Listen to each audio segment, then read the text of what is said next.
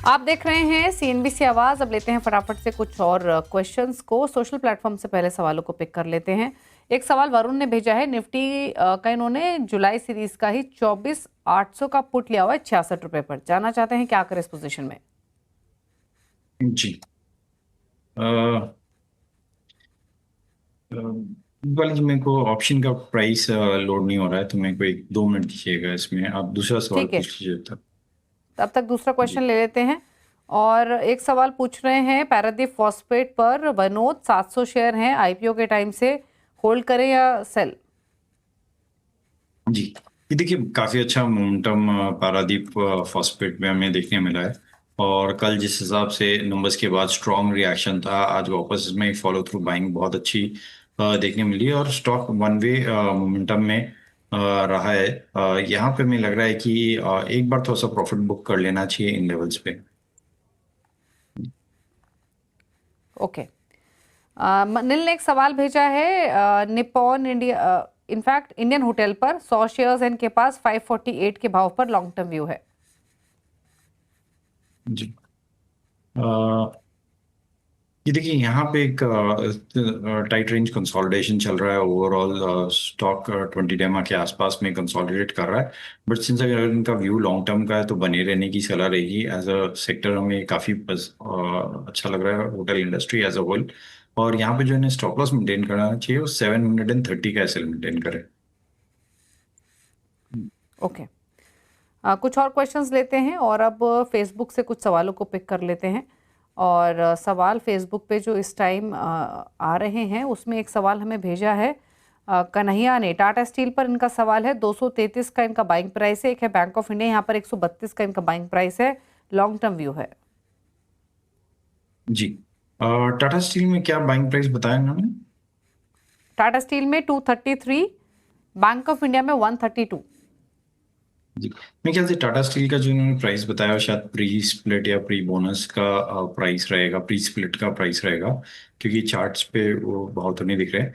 But overall chart structure अच्छा बना हुआ है। हमें लग रहा है शायद कल एक थोड़ा सा इसमें प्रेशर रह सकता है। बट ओवरऑल स्ट्रेंथ में है ये स्टॉक। और यहाँ से हमें लग रहा है कि इसमें 170 तक का मूव देखने को मिल सकता है। जो इन्हें स्टॉप लॉस मेंटेन करना चाहिए वो 167 का एसएल मेंटेन करे। वहीं अगर मैं बैंक ऑफ इंडिया की बात करूं जो इन दूसरा स्टॉक बताया, तो यहाँ पे हमें लग रहा है कि एक थोड़ा सा कंसोलिडेशन हो रहा है स्टॉक। लेकिन compare to private banks, PSU banks में स्ट्रेंथ ज़्यादा बनी हुई है। तो यहाँ होल्ड करने की सलाह है। नंबर्स के बाद एक अच्छा रिएक्शन भी देखने मिला है इसमें। 110 का स्टॉप लॉस रखे इसमें, और ऊपर में 123 तक का जोन इन्हें देखने मिल सकता है। ओके, ठीक है। और सवाल ले लेते हैं। और एक सवाल हमें भेजा है आईओबी पर शुभम गुप्ता ने। 68 रुपीज के बाएंगे इंडियन ओवरसीज बैंक में। जी। ये देखिए ये बैंक थोड़ा सा प्रेशर में रहा है, अभी भी अपने 200 एमआ से काफी नीचे ट्रेड कर रहा है। और हम इसमें सलाह रहेगी कि कोई भी पुल बैक आए तो उसमें से एग्जिट करने की सलाह रहेगी।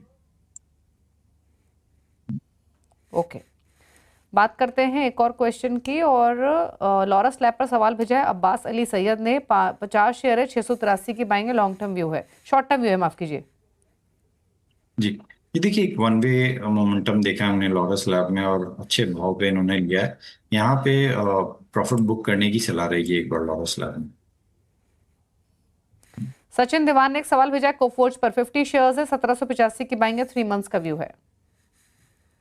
जी, ये देखिए कोफोर्ज मिड कैप आईटी में काफी स्ट्रेंथ वाला काउंटर रहा है। और हमें लग रहा है कि यहाँ से वापस अगर आईटी में थोड़ा भी रिबाउंड देखने मिला तो कोफोर्ज उसे लीड करता हुआ देखने मिल सकता है।